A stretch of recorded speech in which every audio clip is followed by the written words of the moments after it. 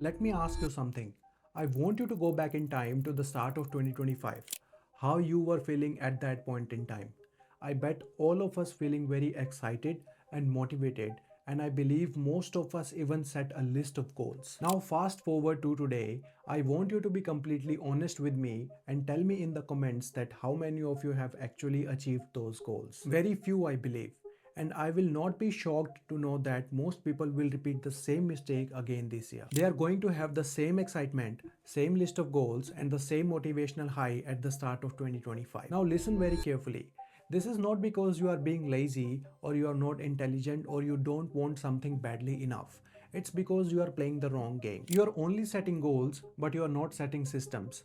And goals without systems are like staring at the destination without knowing how to get there. If you don't want this to ever happen again, then this video is a game changer for you. In this video, I am going to tell you about what system actually means and how you are going to set your own systems to achieve any goal in 2026.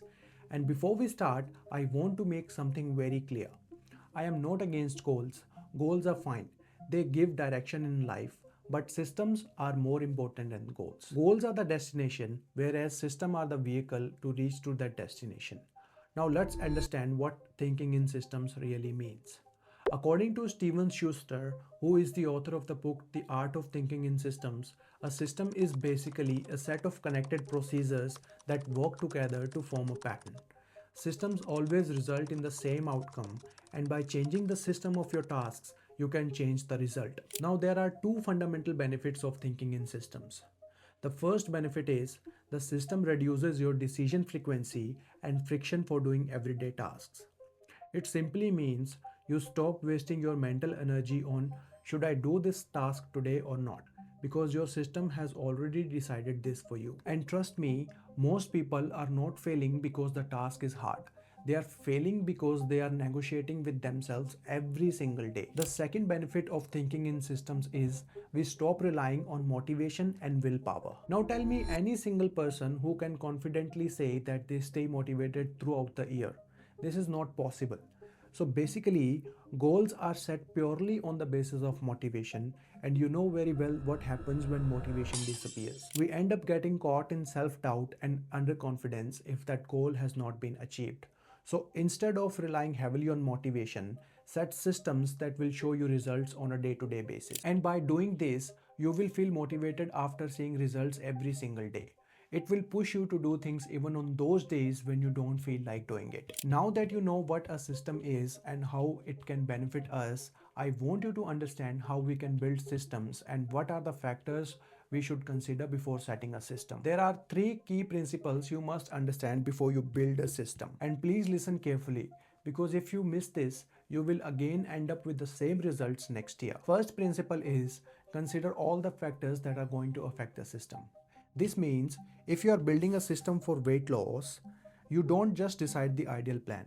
You design the plan while accounting for real life. For example, you consider how many days you can realistically go to the gym, what kind of food you are actually going to eat, and how many hours of sleep you can consistently get. Now, there might be a question in your mind that we are already doing this when we start a weight loss journey. What is new in this? You might be right here, but I will tell you what's the difference between a system and what you've been actually doing. When most people decide on weight loss, they say things like, I'll go to gym 3 to 5 days in a week, and I'm going to eat a healthy diet, and I will sleep 8 to 9 hours every single day. This is where they make mistakes. They commit to the perfect version of the plan, but when you build a system, you think differently. You still might say that I will go to the gym 3 or 5 times in a week, but now you're also considering the factors that will block the action in your real life. So you start asking yourself, what about the worst day when I can't go to the gym? And what if there is a party on Friday night or a Saturday night so that I cannot sleep on time? And what if I have a bad day and I will start eating emotionally? So these are the factors you must consider before building your system, because this is a real life and we can't live like a robot. There will always be situations that are trying to pull you away from the system. So when you build your system, you have to be very specific and you have to be very realistic. Like, even if you can start with only one day a week, start with that. Keep it very simple and clear. You can't eat perfectly healthy meals all 7 days in a week. So, what you can do is start with only 2 or 3 meals in a week, and you can do it consistently. And that gives you a sense of accomplishment because you will be able to say, yes, I am following my system. And once you feel that consistency, the next time you are going to do it, no matter what, and you will naturally feel motivated to push it further. Second principle is make your systems in such a way that they can be repeatable every single day. It simply means that if you can't repeat your system, it means you didn't set the right system.